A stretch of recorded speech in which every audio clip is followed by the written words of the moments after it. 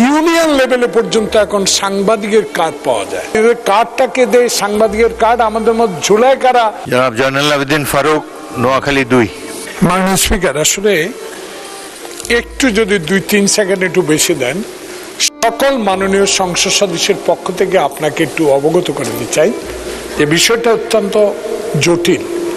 অতীতের কথা বাদই দিলাম, আমাদের নতুন সংসদ সদস্য যেটা বলেছেন তার সাথে একমত পোষণ আমি সব ক্ষেত্রে করতে পারিনি। একটা বিষয় মাননীয় মন্ত্রীর কাছে জানতে চাই, গণমাধ্যমের স্বাধীনতা গণতন্ত্রকে সুদৃঢ় করে, এটা আমরা শিখে এসেছি যখন ছাত্র রাজনীতি থেকে শুরু করলাম।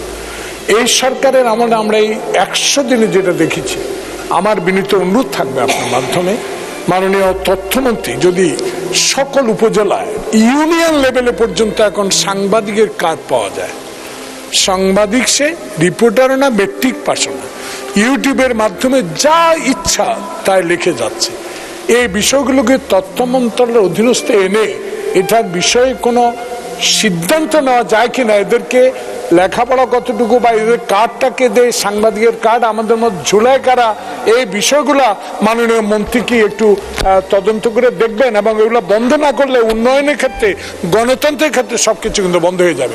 অনুগ্রহ করে এই বিষয়ে একটু ব্যবস্থা গ্রহণ করবেন। ধন্যবাদ। মাননীয় প্রতিমন্ত্রী Yasir Khan Chowdhury. Spanish digital print tiles, ATI tiles, এক টাইলসে জীবন পার। মাননীয় স্পিকার, আপনাকে ধন্যবাদ।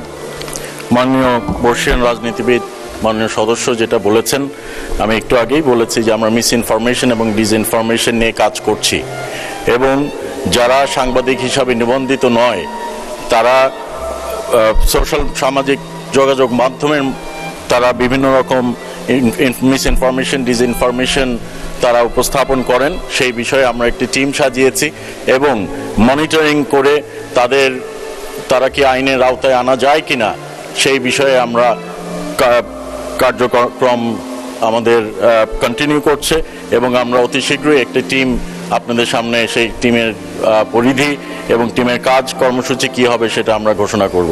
ধন্যবাদ মাননীয় স্পিকার।